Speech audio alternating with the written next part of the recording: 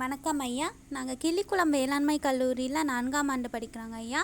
இங்கே கிராமப்புற பயிற்சிக்காக பனங்குடியில் 2 மாதம் தங்கியிருக்கோங்க ஐயா. இன்றைக்கி நான் எதை பற்றி சொல்ல வந்திருக்கேன்னா, பத்திலை கரைசலை பற்றி சொல்ல வந்திருக்கேங்க ஐயா.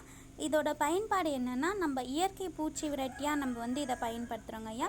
அதே மாதிரி ஆடு மாடு சாப்பிடாத இலைகளை இதுக்காக நம்ம தேர்ந்தெடுக்கணுங்க ஐயா. இது நம்ம செடிகளுக்கு தெளிக்கும் போது தண்ணியில் கலக்காமல் தெளிக்கணுங்க ஐயா. முதல்ல எந்தெந்த இலைகள்னால் சீத்தா, கொய்யா, எருக்கம், ஆமணக்கு, ஊமத்தம், வேப்பிலை, சோற்றுக்கற்றாழை, புங்கம், பப்பாளி,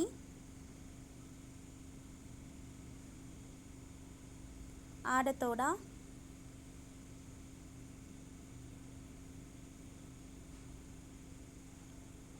இந்த இலைகளெல்லாம் சின்ன சின்னதாக நறுக்கி ஒரு ட்ரம்மில் கோமியத்தில் முங்குற அளவுக்கு 48 நாளைக்கு நொதிக்க வச்சுட்டு அதுக்கப்புறம் அதை வடிகட்டி நம்ம செடிக்கு தெளிக்கலாங்க ஐயா.